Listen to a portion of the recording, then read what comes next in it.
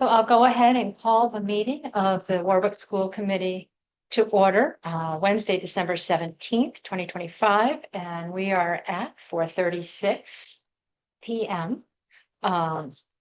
We have a full contingent of the committee in person. So I'll just say that Adam Holloway, Alan Genovese, Randa Kingfisher, Louise Dowd, and myself, Diana Noble, are all present. Carol Learned Miller and Fay Brady are both joining us online. Carol's our superintendent, and Fay Brady is our special education administrator. Did I get your title right?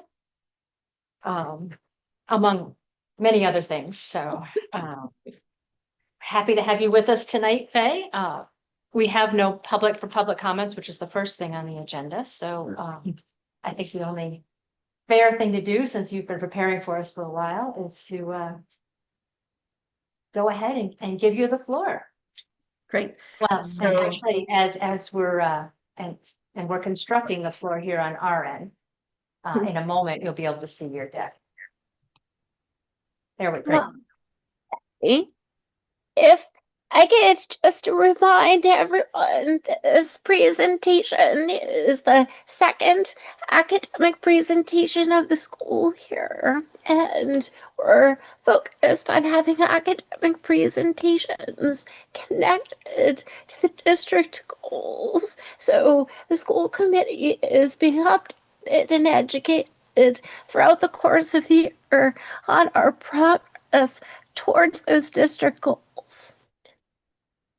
Great. Well, I want to thank you for having me here to talk about, I'll spell this out instead of just using acronyms, multi-tiered systems of support and student support team in education. I think we default to acronyms way too often, but that would have been a lot of words to put on a first screen. So I'm happy to talk with you, and I just want to say thank you for allowing me to join virtually. I was there in the district all day, but it's kind of nice to drive home when it's still light out before the roads might get a little slick driving home down the hills. So you also have a kind of, I think, sent to your email by Carol, a more comprehensive deck of slides, which goes into both of these topics in more detail. But I'm going to try to kind of cover them from the general perspective of how it's meaningful for our district and to give you some details and then be open to talking with you and any questions you may have to understand it more and how it relates to our school goals as well. So, Adam, are you the person moving the slides along? Just say next and I'll hit the next button. Okay, so next, that would be great. So we're going to start with talking about multi-tiered systems of support. And before I go into this any further, what I want to say is I think one of the things we were able to do last year when we really started this work in much more detail was to enable the district to build some structures and systems while the district was still quite small in terms of students. So by this year, when we've doubled our number of students, we have some structures and some systems and processes in place to best meet their needs. So that's how it kind of fits into the infrastructure of Warwick in a really wonderful way. I will say that many times districts are trying to do this work after they've been in existence for many years, and it's much more complicated to build these systems and structures when there are already systems and structures in place and trying to get them to be meaningful. So we really had a wonderful opportunity here to kind of start from the beginning and not have to undo things, but to just build things. So if you could go to the next slide, that would be great now, Adam. Thanks. So to start understanding what the multi-tiered systems of support framework is, I think it's important to know what the guiding principle as to why we're doing this. And it really helps. I'm not just going to read what's on the slide because you can all read, but it helps take our values and inform our expectations and guide not just the responsive practices, but the proactive practices that the district uses as we're working with our students. And when we're talking about multi-tiered, we're generally taught most of the time people think of that as 3 tiers. Sometimes there's a 4th tier. So kind of different experts think about this a little bit differently, but it's 3 to 4 tiers.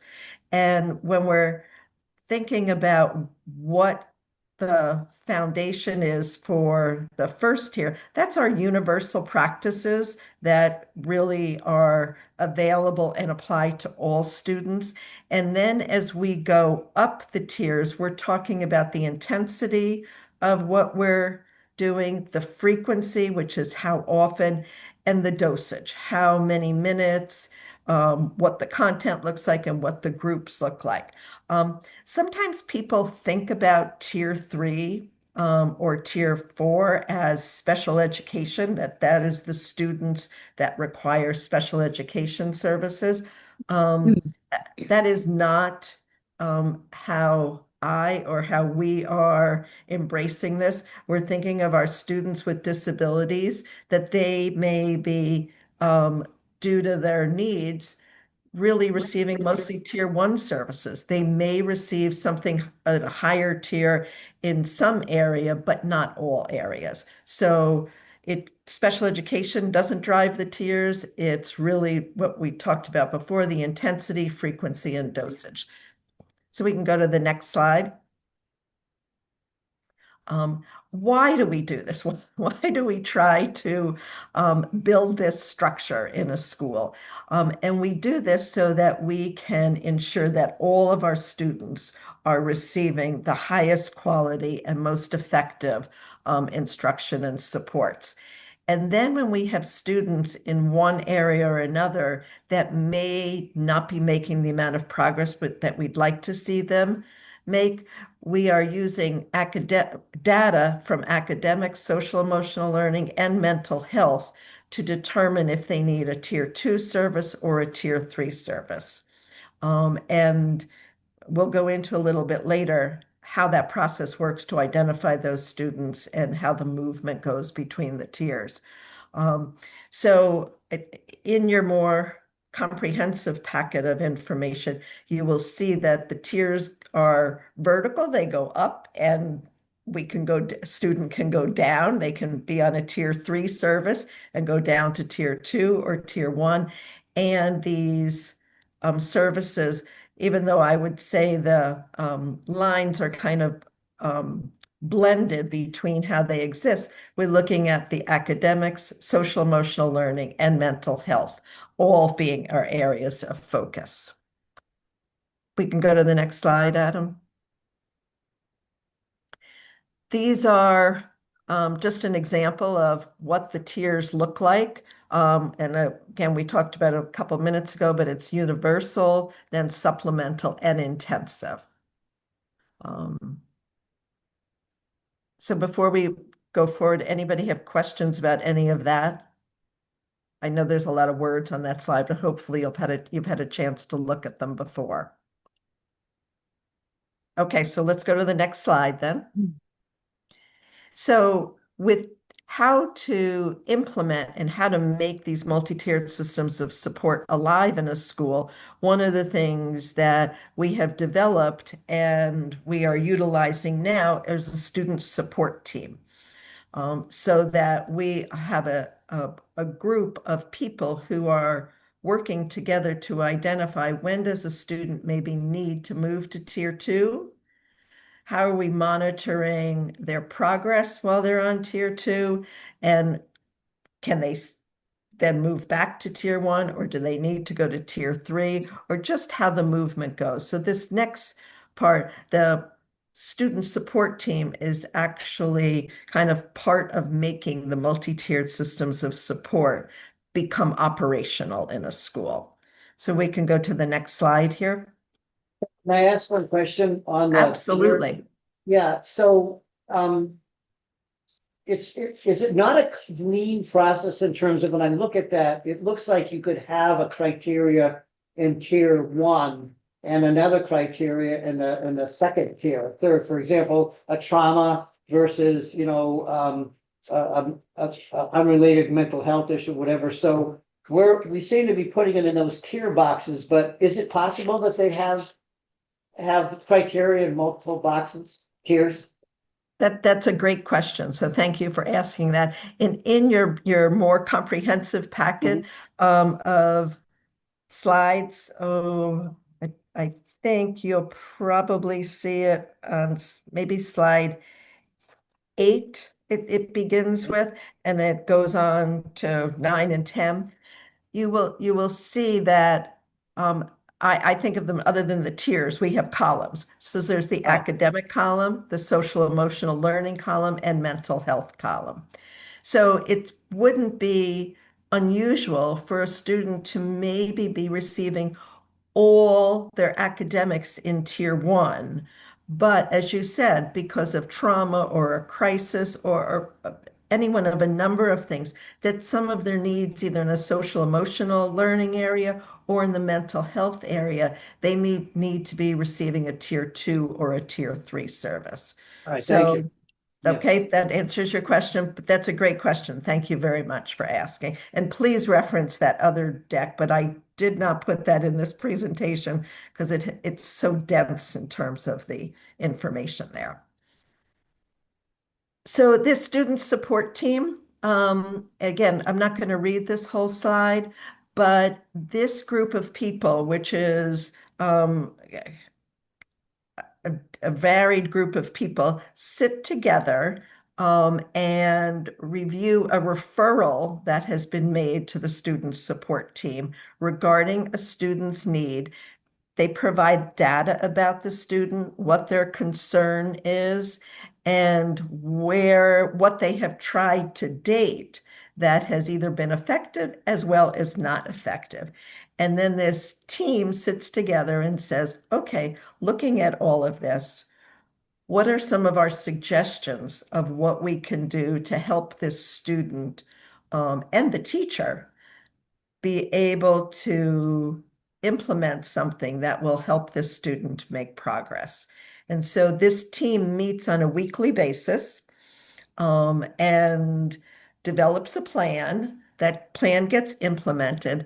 I think one of the things that we're really working hard to make sure we do, which is a pitfall that we see in many schools, is that sometimes these plans get developed and then nobody gets back together again to say, is it working or not? So after a period of weeks, and the team will decide how many weeks depending upon the student's needs and what is being decided, when the team gets back together to review that student's progress. So to say, boy, did the things we came up with, what's working well, what's not working, and determining what we need to do next.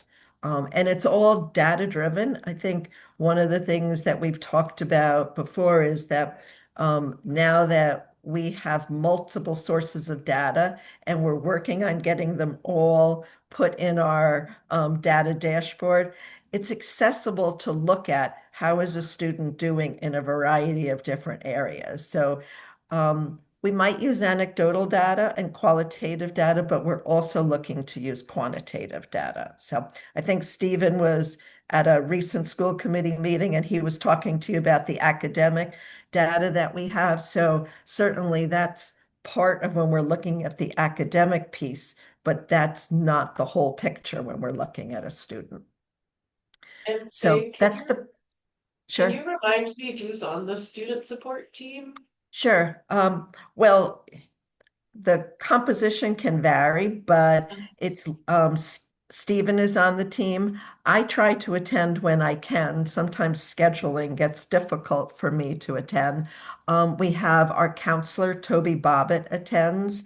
And the teacher who is referring that student for discussion attends the meeting as well.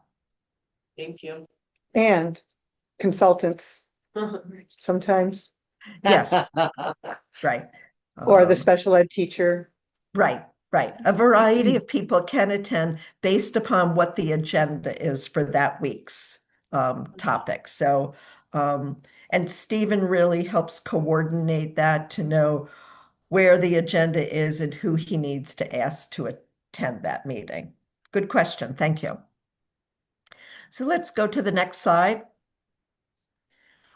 This is a bit about our implementation process, so you can kind of have the background of where we were, where we are, and hopefully where we're going with this. So I think you all know last year we were really, really fortunate and so grateful to DESE for awarding us a large sum of funds for the social emotional learning and mental health grant. And one of the things that we did as part of that grant process, with working with all the personnel in the school, we did a needs assessment process to see what did people think we needed versus just us as administrators having an idea of what we needed. And one of the things that people came up with is that they really felt like we needed to improve our use of data to be able to assess students' needs and students' progress. And how would we then make decisions about what was available to support students when we had that data to say, oh, there's an area of concern, let's say in math, or let's say in self-regulation. So those are the things that came out of our needs assessment process. And based upon that, there had already, in the first year of Warwick's school, there had already been a basic framework for the multi-tiered systems of support.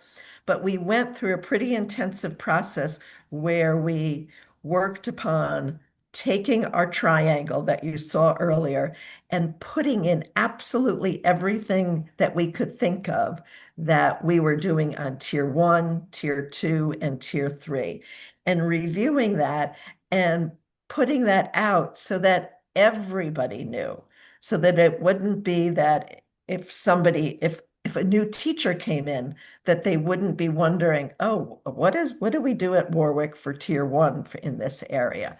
So we really worked on developing this structure and reviewing it in a way to say, is this working or is this not working? And that's when we also purchased the license for our Abre data dashboard so that we weren't always scrambling and looking in a file to see where is the data for this to be used. We wanted that data to be accessible by all the time. DESE offered a lot of coaching and a lot of PLC sessions for us to do all this work. And the teachers were very involved in this, and we worked on it through the summer so that we could, as the school year started, really roll out the school year with a comprehensive, detailed, multi-tiered systems of support and a process to operationalize it. This year, fortunately, again, the grant had a continuation and we opportunity, and we applied for that and were granted additional funds to work on this year. And this year, most of what we're doing right now is really operationalizing the multi-tiered systems of support meeting to review what do our tiers look like? Are they working? Are they not working?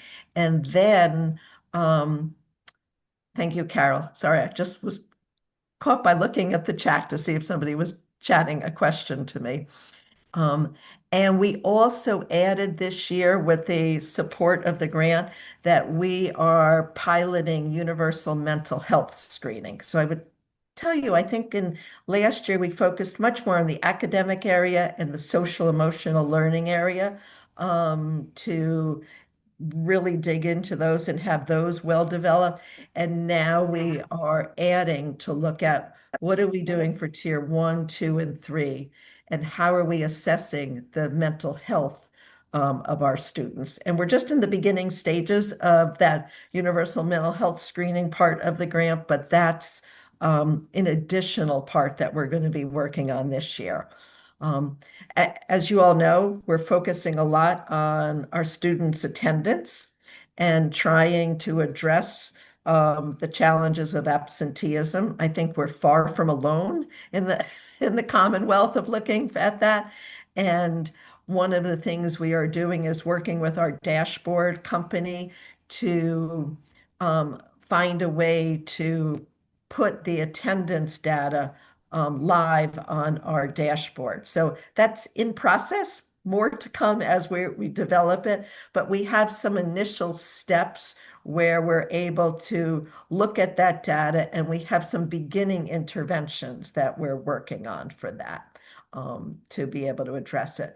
We've also gone ahead and purchased some software for our nurse so that the medical needs of our students and their histories are now not just in a filing cabinet, but that is also digital at this point. So I think we're trying to use these additional funds that we have right now to develop systems and structures that can be sustainable over years. These grant funds are not going to be with us beyond this year, and we wanted to be able to kind of utilize them so that the foundation and the systems are strongly in place so that they sustain with just the regular workings of the personnel in the district. So we're also using, we're having coaching and PLC sessions by DESE to help us with this and to give us ideas for things that we might not be thinking of that other districts might be we might could learn from other districts. And I think there's one more slide, Adam. Yes, so next steps. I think I just kind of talked about that, but we are using our multiple sources of data. We are now, I would say, live looking at academic, social, emotional, and mental health, and all these other data bullets that I already just spoke with you about. So it's been an exciting time. I think I feel fortunate to be in a district where the opportunity to build this without some of the barriers that we have from in other districts that they've had practices in place for a long time and it's harder to shift. I would say I think our teachers were really excited to sit down and help flush out the different multi-tiered systems of support. And because of that, because they were part of developing it, they're really part of making it stay alive and to work. And I think that's just a piece that is unique to Warwick and just a wonderful opportunity. So I'm grateful to DESE that they saw our little district as a place that it was worthy of funding, giving us this amount of funding to be able to move forward with it. So, and I think that's probably the last slide other than something that says questions. Do you want to check? That's right. So we can close the slide deck if you want, and then thank you for the couple questions that while we were talking, and I wonder if anybody else has questions they might want to ask at this point. So I had one relating to like many hands makes the work lighter, and is training or how's it go about that? So you have all this data going into various parts of the system. So that's a lot of responsibility that I'm assuming everyone's getting training or know what information needs to go into the data and who's putting it there. Sure. Good question. So most of the data that is fed into the data dashboard is done by links with whatever the company is that is holding that data, whether it's PowerSchool, whether it's MAP. They create, and this is far from my area of expertise, but there's a technology connection that data gets fed into the data dashboard. Carol Holzberg and other people and Jess have been much more involved in knowing how to make that happen. And we get to work with the data dashboard company as to what areas we want to link the data to. So we've started with the academic data because that's the one we had the most of. And so we've gotten that in, and as I said, we're working on the attendance data at this point. So that's student specific? Well, yes, it's student specific, but it can also, you can look at it for grade level, you can look at it at school wide. If we were multiple schools, you could look at it, for district wide for multiple schools as well. So, and you can disaggregate it by gender, by disability status, by a number of different ways you can disaggregate the data. So if you wanted to see the progress or what tier Alan Genevieve's was in, could you put in a name and then it would pull various data from the different technology dashboard areas to say, here's kind of a profile of him for absenteeism, for mental health, or what the information that's in there, can it? Because that would be really powerful to help speed up the tier and the support Yeah. services. We're working to be able to get to that. Right now, our MTSS framework is not built into the data dashboard as it stands right now because we have just developed that and we felt a need to move really quickly on the attendance data Okay. to All build right. that first. But there is they call it the insights. There is a section of the Abre dashboard that we'll be able to build our multi-tiered systems of support to be able to do just what you said, Alan. So there's a part called Student 360 that we could put in any student's name in the district. And we can look at that student's profile, we can look at their assessments, we can look at their attendance. And when you're looking at their assessment data, it's not just a snapshot of now, but it could be over time as well. Nice. So, All right, thank you. That's great. yeah, it's really, it will be a tremendous resource for us to have and, save that whole time of where you have somebody flipping around lots of papers and and then still trying to figure out how to put it all together. So since we might be looking for more support down the road, have we followed up, letting them know, let Desi or the grantors, something maybe from the school committee or from administration or whatever, letting them know how helpful this has been and, just to put it out there that we're still looking. So the answer is yes. Actually, I was happy to know the amount of funding that was in the continuation for this year. But one of the things that DESE's done this time with the grant, which years ago they didn't do this, is they have specific follow-up with districts. Like last year at the end of the year, Chris Pond, who is our DESE rep, she came out for a visit to say, I want to hear, what have you used $100,000 for? And what are you doing with it? What does it look like? And has it been helpful? So they're holding us accountable if they're going to give us all this money. And that hasn't been the case before. So that then when we applied for the continuation grant, they looked at how much money they had. They came up with a set amount that I think we were due to get $37,000 for this year.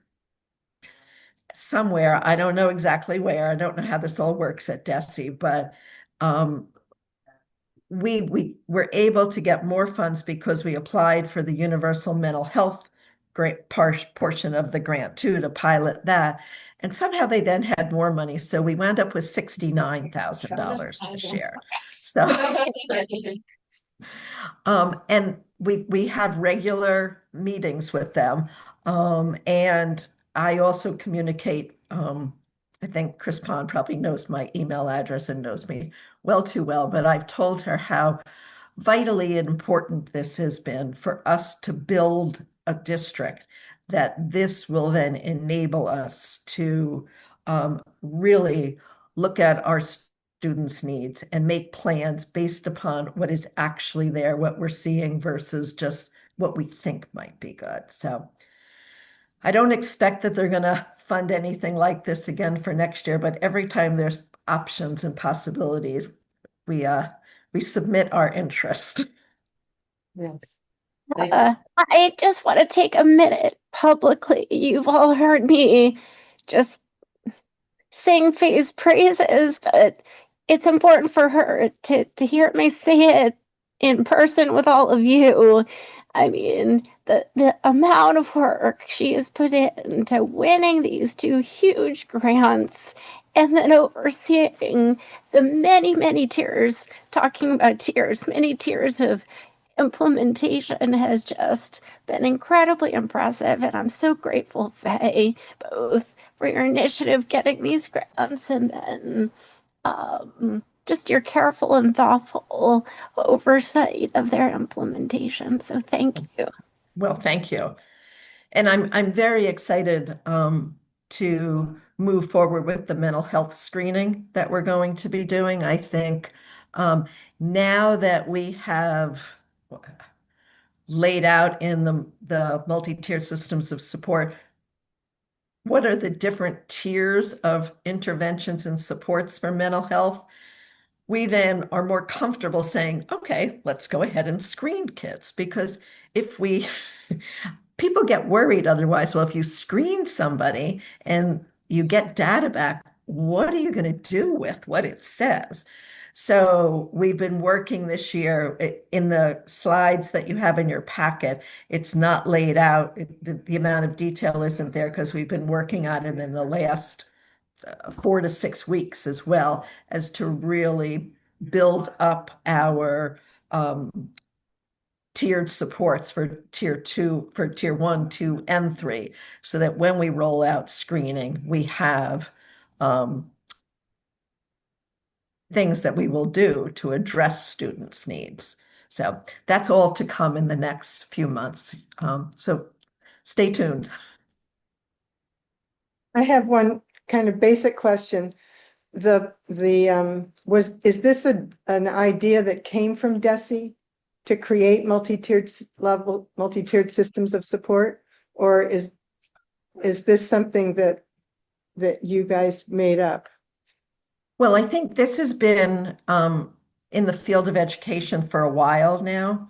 So sometimes people say, well, what's the difference? The acronym that used to be used a lot was RTI, response to intervention. Yes. So, and that still exists. People just don't use that acronym quite as much right now. But it's that same, it's in the whole field of education. People started talking about, okay, when we have universal, what we do for all students in all areas all the time, and then as much as we'd like, not every student is going to make progress in those areas. What do we do next? So I think as an outgrowth of things like PBIS and RTI, there was then in the field of education, I don't know exactly who it was, kind of decided to zoom out. And then that's where they came up with these multi-tiered systems of support. So, and DESE, and I don't know in other states, but I think most other states probably also have adopted it as a way to have a framework that is built around all the work that they're doing in multiple areas. Great. Thank you. Yeah, I had a couple questions. Sure. Because it almost seems like we're doing something novel, but I have a hard, I don't know, a hard time believing that is correct, but because I think we do innovative stuff here, but it strikes me that like we're inventing something and designing it stuff, which is great, but it's a curiosity thing. Is DESE doesn't have anything, or there's no other, this doesn't exist anywhere else, which is kind of weird. And the follow-up to that is, are we able to get this out to other districts the way we did it? So that way, if we're doing something that's brand new, that other places, because it seems like that's part of our long-term goal is to spread this. So it's a two-part question, I guess. Yeah. So hopefully I understand your question, Adam, but I like the general topic area makes a lot of sense. So, this is something that is discussed pretty widely, in different school and district-wide meetings. So when I go to special ed directors meetings, this is what's talked about.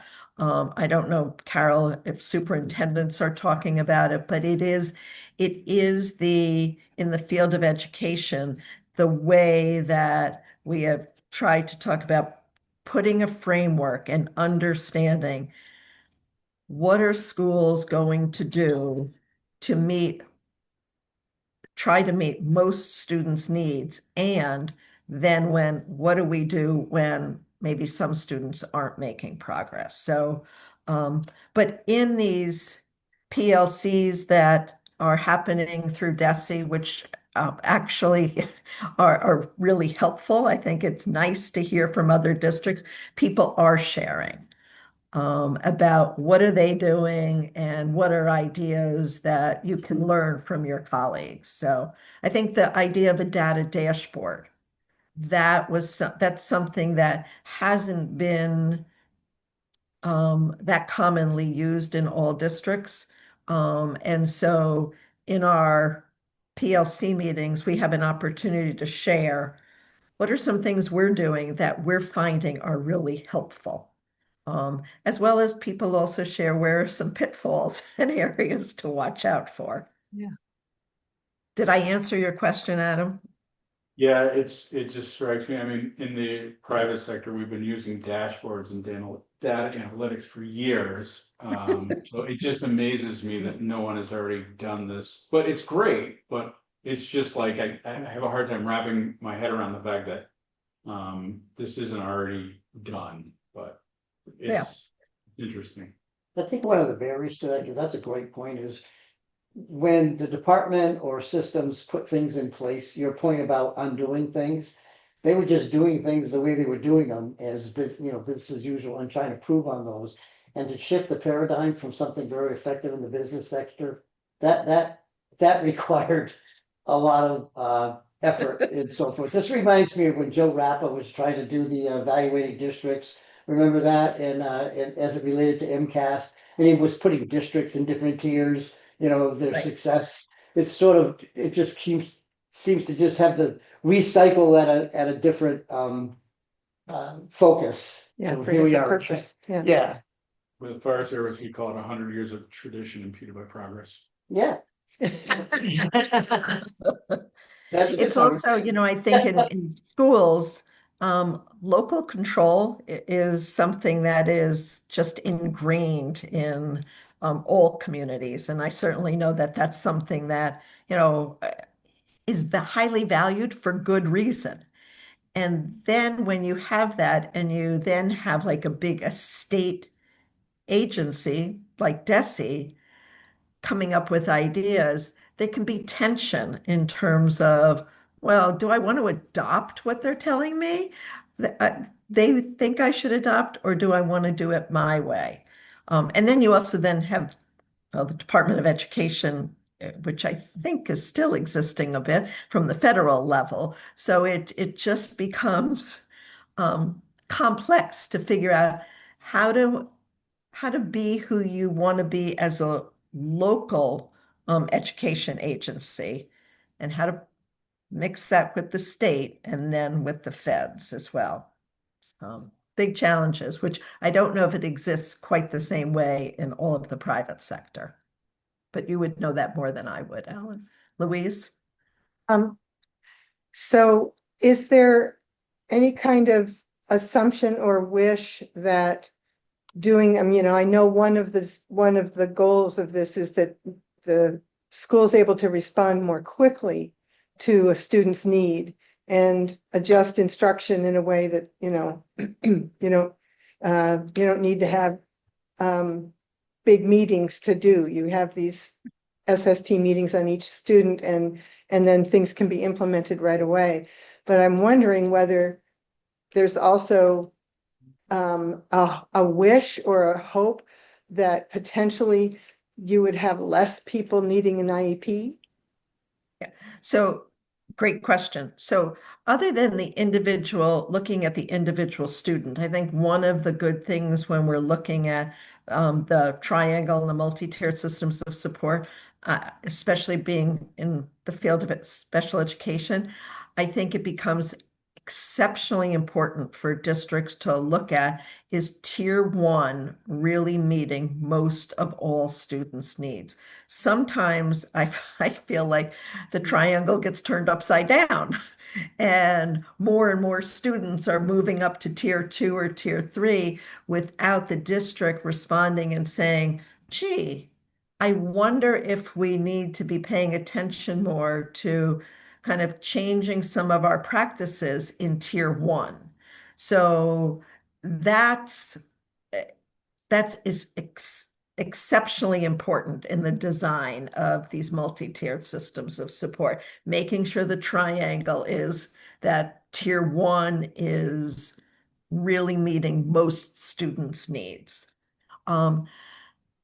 Will this reduce the percent of students being found eligible for an IEP or needing a special education evaluation? I think that's a kind of a bigger question. Certainly, if there is ever a suspicion on anybody's part in a school that a student may have a disability, regardless of how they're responding to supports or interventions, we are mandated to evaluate that student. Because that student may still receive, even if found eligible, may still receive large part of their instruction on tier one, Right. but they may also need specially designed instruction in a specific area. So that that's a piece that we did a lot of training with our staff about this when we started talking about multi-tiered systems of support, that a suspicion of a disability, you move right to sending out a consent for a special ed evaluation. A suspicion of saying, gee, this student is struggling, I'm not sure why, and I really want to try different things to see if I can find how to help the student be more successful. You don't need a special ed evaluation for that. So that's where the SST meeting can really try to dig into that a little bit further. Yeah. Did I make that clear or did I make it more confusing? No, I think you made it clear. Thank you. It's, Okay. you know, you're not trying to supplant the IEP process. And there are No, kids who still need evaluations beyond, you know, what is traditionally done for most students in a school. And it's important for those, I agree with you, important for those kids to get that evaluation. right, And it might mean that over time, that student has specialized instruction, but because the school is working with MTSS and working on what do they do in the classroom to support and intervene with issues, you know, more universally, then that student might need less pullout time, for instance, right. might get, you know, 90% of their needs met in tier one as opposed to the reverse. Right. So, And it may mean that if a student is found to have a disability and needs specially designed instruction, certainly that makes them eligible for an IEP. If there then ever becomes the situation where they're making progress then and the team, they're reevaluated and they no longer are eligible because they don't need specially designed instruction, however, they still have a disability, then they could be evaluated for a 504 and still maintain the protections under the Americans with Disabilities Act as a person with a disability. So, but not needing specially designed instruction. yeah, right. Yes, So thank you. one thing as Luis was talking, it comes up in my mind is when we're talking about data analytics is, and I don't know if you thought about this with the dashboard build out, but multi-year trending would be something of value, because then you could actually go back and see, I don't know if you have thought about this, but this is where my mind goes, is you can see that trend over a period of time, and that way you could take and reevaluate the tier one support to, not to fix, but, adjust. Right. And that's probably, the ability to do that is probably a function of our smallness, but. Yeah. I That's totally what hear you, and I think that's an important point. I think data trends are most important when you're looking at what we may need to do Thanks. to shift practices. So right now we Warwick doesn't have data for that many years yet, so we're actually in a really good place to start getting this data in the dashboard so that as years go on, we will be able to look at the trend data. Identifying the stuff that you want to track and then being able to track it long term. So yeah, Right. that's all good stuff. Yeah. So one last thing, I guess, for me, is there's been so many conversations over the years about having teachers in their preparatory programs to have a better understanding at all levels on what interventions that they could do in their classrooms. And to do that, they need to be taking more courses relating to a number of challenges or needs in their individual classrooms. So they don't have to, advance to IEPs because the staff has the knowledge and the skill.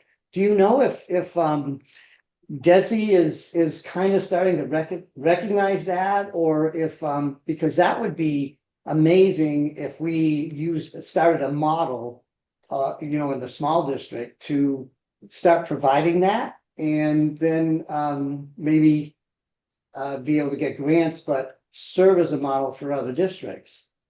You mean Because that's where to providing start. You mean providing teacher training? Yeah, so Yeah. if you're a teacher Yeah. and you're prepared, going to college to become a Right. teacher, there should be certain courses, I feel, in special education that you should be required to take.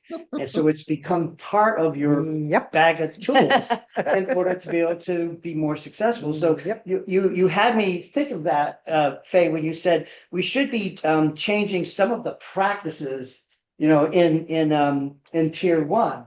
Well, we could do that if that level was expanded. So I Well, will and tell you, I this, think this Warwick. school has already started doing that. Yeah, yeah, Warwick has done that tremendously. yeah. And I think it's an opportunity in a small district to be able to do that and reach all the personnel easily. That's much harder when you're in a larger district. If anybody wants to be an advocate, I think the advocacy needs to start in higher education, Right. in teacher prep programs, because teacher training and teacher prep programs do not, you might have a course in different learning styles, but their teachers don't come out of school well equipped to deal with the diverse learning profiles that meet But them my- in their class. So Right. So my point is, if you have the ear of people, it should be coming from DESE as a requirement when they're looking at certification of teachers, that there are certain courses that are part of that, and part of the MTEL or part of the, the teacher tests that they take should have that content required. And it's not going to happen unless they stop talking about it and start looking at because if they require it, colleges are gonna offer. yeah, Do you think that's that's a good, that's the way to I get think to that's that? the way to get it to Yeah. yeah. Oh, I think I we heard would Alan start. volunteer to do that. Okay, good job. That's good. I think it would be great if there was a consortium of states that did that versus just one state, Yes. because Right. but those are bigger plans, and I don't know who at DESE, but Alan, you'll have to keep me posted on that too. Yeah, I've always said I think it would be great to have all teachers dual certified in general education and Yeah, special education. absolutely. So Carol, you're in a position of authority to have conversations with superintendents, right? And I'll step in here too and just say from our perspective too, I'm really grateful to both of you for making sure and supporting our teachers to get the training, at our level. And I'm grateful to our teachers for putting that extra time in and really digging in and leaning into Yeah. to all of the work, including the multi-tiers. So thank you. Great We have an presentation. incredible group of teachers who are, a classroom teacher doesn't, you hear many times in districts go, I'm only responsible to teach Yeah, this subject. I think our teachers really embrace teaching all areas for students, all academic areas, the social emotional learning, the mental health, the trauma-informed practices. Warwick has done an exceptional job of hiring a wonderful team, and the students are lucky to come to school here every day. Yeah, all right. Well, Faye, thank you very much for getting us up to speed and for all the valuable information. Really. Well, thank you, and thank you for having me, and go have a wonderful evening. Thanks so much, Faye, Okay, for I'm being happy. here. Okay, thank you. Take care. Okay. Bye-bye.